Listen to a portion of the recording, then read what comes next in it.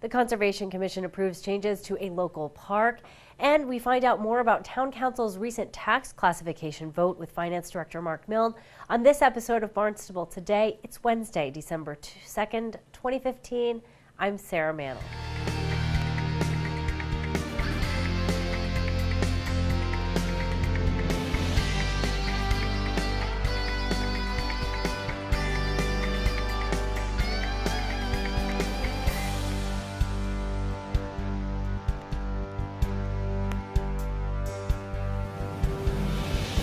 Changes will soon be made to Luke's Love Playground in West Barnstable. Changes include new field lighting, parking improvements, and safety improvements. Civil engineer Melissa Flynn presented plans to the Conservation Commission this week.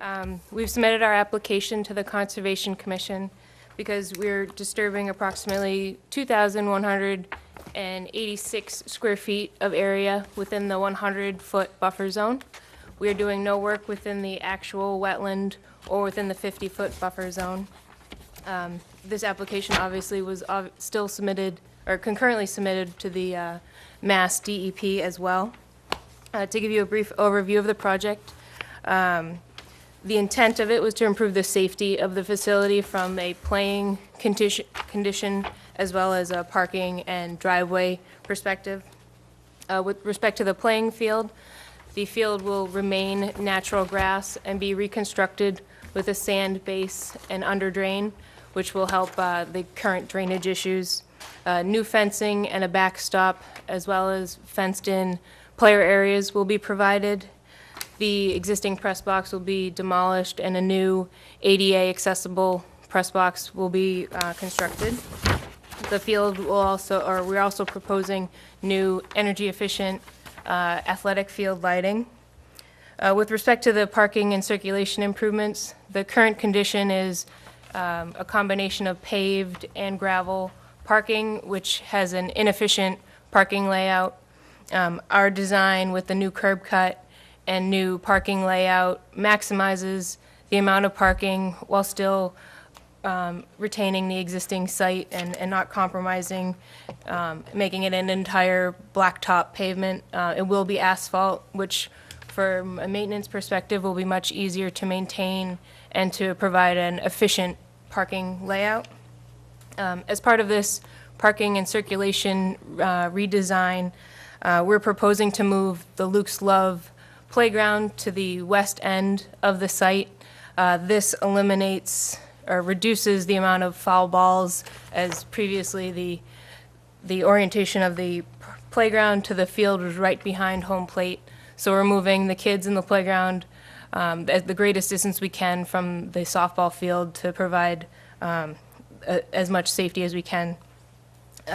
All of these improvements are designed to the town and the state regulations. From a stormwater perspective, all of the new pavement for the driveway and parking is being treated via subsurface infiltration galleys, an infiltration basin, and a bioretention area.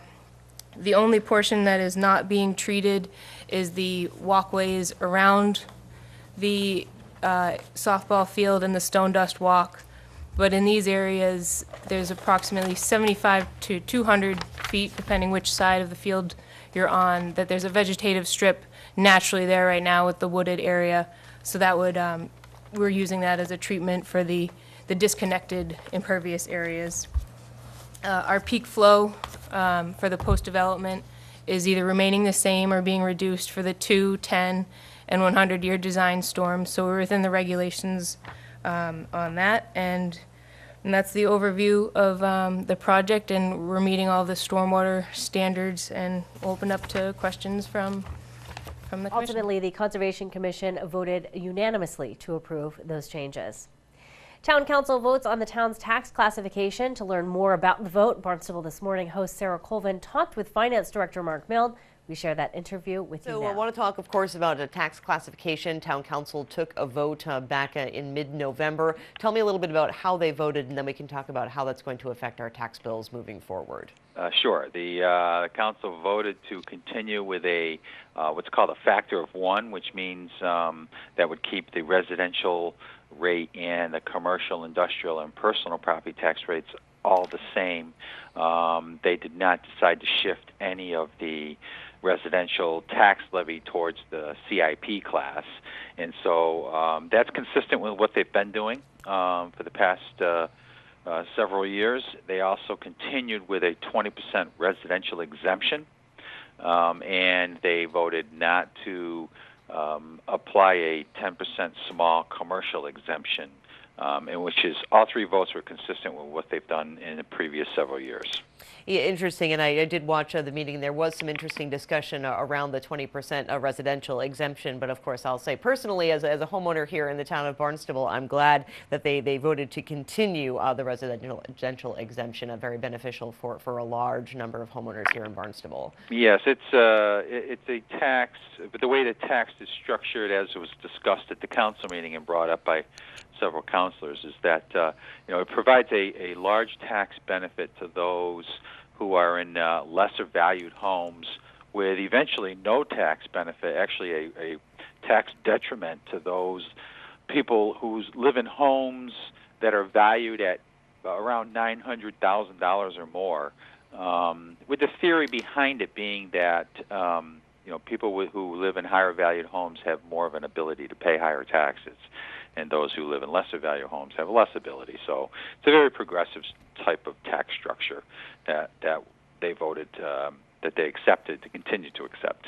Absolutely. And then the 10% commercial exemption, we of course have talked about that in the past, and that really is something that would not be beneficial to really a large majority of business owners here in town. Yeah, you really don't know who's, in most cases, the small business owner that doesn't own the property that they're operating out of, and the tax break goes to the property owner and not necessarily that small business. And so you don't get a sense that you're helping the small businessman or woman by implementing that tax shift, because it doesn't go directly to that business.